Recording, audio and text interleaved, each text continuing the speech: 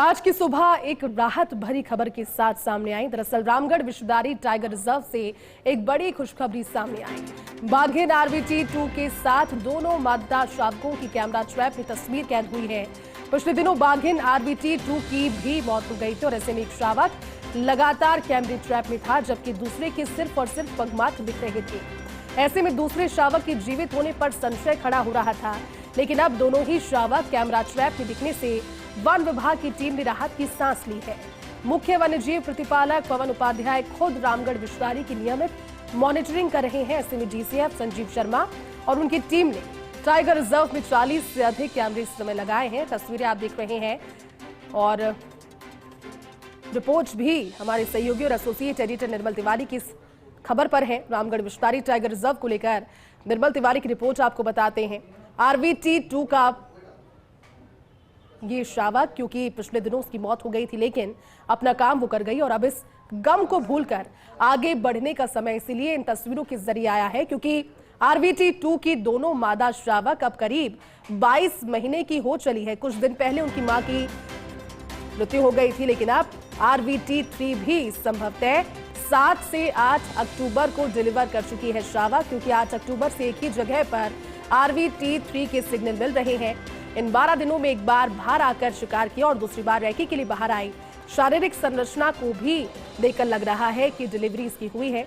हमारे साथ associate editor और सहयोगी निर्मल तिवारी जुड़े हैं।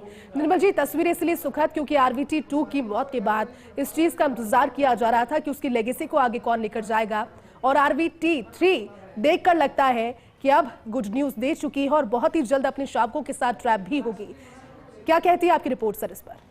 सुप्रभात जयती। देखिए, निश्चित तौर पर ये इसको कह सकते हैं कि रामगढ़ विश्वविद्यालय में जो कुछ पिछले 5 दिनों में घटा उसको भूलकर आगे बढ़ने का वक्त है, क्योंकि राजस्थान का ही नहीं देश का एकमात्र ऐसा टाइगर रिजर्व है रामगढ़ विश्वविद्यालय जिसमें बहुत संभावनाएं हैं। जिस तरह का वहाँ का फ्लोरा और फौना है, निश्चित तौर पर वो संभावना जगाता है कि ये देश के सबसे वाइब्रेंट टाइगर रिजर्व में से एक होगा। देखिए, 15 अक्टूबर को RVT-2 की मौत हुई, क्योंकि उसका जो जिस तरह से उसका कंकाल मिला और रेडियो कॉलर से उसकी पहचान हुई, उसके बाद ही लग रहा था कि उसका एक शावक नहीं दिख रहा था, हालांकि उसके पगमार्क दिख रहे थे। लेकिन जो हम तस्वीरें दिखा रहे हैं वो बहुत सुखद है। सुखद इसलिए कि दूसरा शावक भी दिख रहा है। कैमरा ट्रैप में उसकी फोटो आई है। 19 अक्टूबर की फोटो है, 17 अक्टूबर की फोटो है, उससे पहले की, उसके बाद की।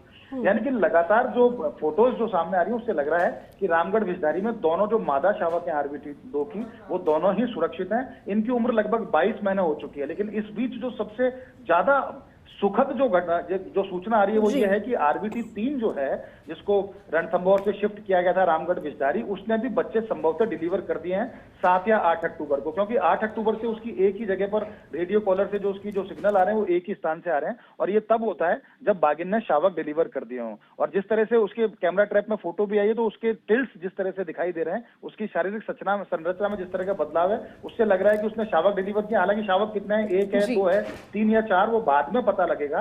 लेकिन इन 12 दिनों की अवधि में वो एक बार उसने शिकार किया बाहर आकर के, और दूसरी बार रैकी करने आई कि आसपास कोई बाघ तो नहीं घूम रहा जो उसके बच्चों को नुकसान पहुंचा दे। तो बहुत अच्छी खबर इस मायने में है कि रामगढ़ विश्वविद्यालय में जो RVT-2 की जो लेगेसी थी, जिसको आगे बढ़ाने की बात थी, निश्चित तौर पर उसके दोनों मादा शावक बढ़ाएंगे। और अब देखना यह है कि मुख्य वन्यजीव प्रतिपालक पवन उपाध्याय जिस तरह से पूरी मेहनत कर रहे हैं, उनका निर्णय किस तरह का होने वाला है, और DCF संजीव शर्मा की मॉनिटरिंग किस तरह से रहने वाली है, वो इसलिए कि वह जल्दी से जल्दी एक मादा बाघिन को शिफ्ट करना होगा, क्योंकि RVT-1 जो है वो अकेला बाघ है वहां पर, और RVT-2 और RVT-1 से जो बाघ की जो शावक जो पैदा हुई थी, दोनों मादा शावक, तो वो चूंकि उनका पिता है, तो निश्चित तौर पर जो RVT-3 के जो बच्चे उनको नुकसान पहुंचा सकता है। तो उस नुकसान से बचाने के लिए जरूरी है कि उसका पेयर बनाया जाए। तो इसलिए वहां पर एक बाघिन छोड़ी जाए ताकि वो बच्चों से दूर रह सके, और साथ ही साथ जो 22 महीने की 2 मादा शावक हो हुए हैं, उनके लिए एक बाघ को छोड़ना भी वहां बहुत ज्यादा जरूरी है। और वो लेकिन वो प्रक्रिया इस बाघिन को छोड़ने के बाद की जानी चाहिए। अब देखना यह है कि पूरा वन विभाग इस मुद्दे को कितना संजीदगी से लेता है और कितनी जल्दी वहां पर बाघिन को शिफ्ट करता है, क्योंकि रामगढ़ विश्वविद्यालय में जैसा पहले भी कहा बहुत वाइब्रेंट जंगल है, और निश्चित तौर पर जिस तरह के काम वहां पर हुए हैं और हो रहे हैं, तो उसकी पूरी संभावना है कि वहां जल्दी से जल्दी बाघिन को छोड़ा जाएगा, तो बाघों का कुनबा और बढ़ेगा और RVT-3 की खुशखबरी जल्दी सामने आएगी, क्योंकि एक बाघिन जो होती है वो 1.5 से 2 महीने में अपने बच्चों को शिफ्ट करती है। तो माना जा सकता है कि अक्टूबर के अंत में, नवंबर के अंत में या दिसंबर की शुरुआत में वो अपने शावकों के साथ भी कैमरा ट्रैप में दिखाई दे। 40 से 50 कैमरा ट्रैप लगा दिए। लेकिन मैं फिर कहता हूँ कि सब कुछ भूल के आगे बढ़ने का वक्त है, संभावना वाला जंगल है, निश्चित तौर पर उस पर काम होना चाहिए। बिल्कुल निर्मल जी, आप ठीक कह रहे हैं। बहुत बहुत शुक्रिया आपका इस पूरी बातचीत के लिए, साथ जुड़ने के लिए।